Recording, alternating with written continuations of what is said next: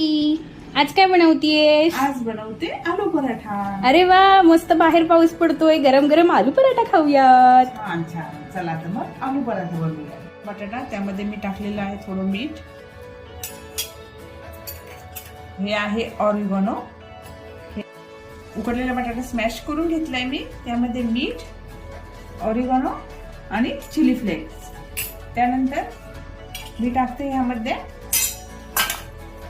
थोडेसे बडीशेप, एक पाकळी लसूण ठेचून घेतलेला आणि ही चिरलेली कोथिंबीर. मी मीठ पण टाकून घेतले यात.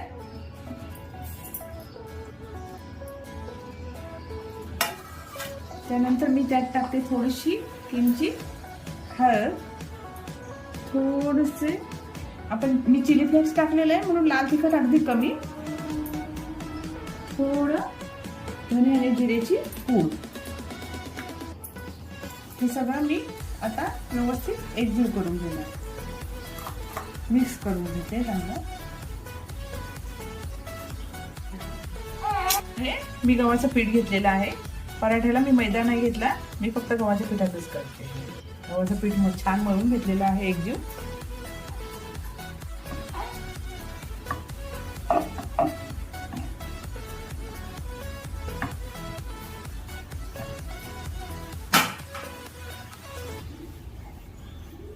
चिली फ्लेक्स आणि ऑरिगॅनो, तशी थोडीशी ह्याच्यात बडीशेप, हे सगळं मी मिक्स करून घेतले. आणि लाटून झाल्यानंतर हे थोडंसं असं मी पसरवून पुन्हा थोडंसं लाटणं फिरवून घेणार आहे.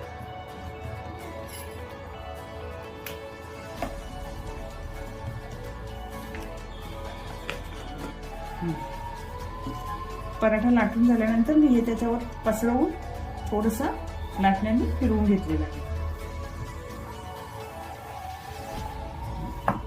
आता मी तवा तापत ठेवलेला आहे.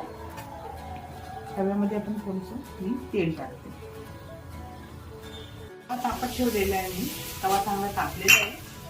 आता मी टाकते त्यामध्ये पराठा.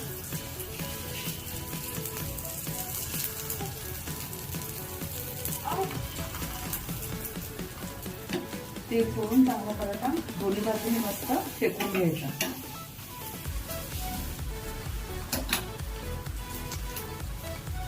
पराठ्याच्या आतमध्ये स्टफ भरलंय. पराठा लाटून झाल्यानंतर पूर्ण ऑरिगॅनो, चिली फ्लेक्स आणि बडीशेप हे टाकून पुन्हा एकदा थोडंसं लाटणं फिरवून घ्यायचं.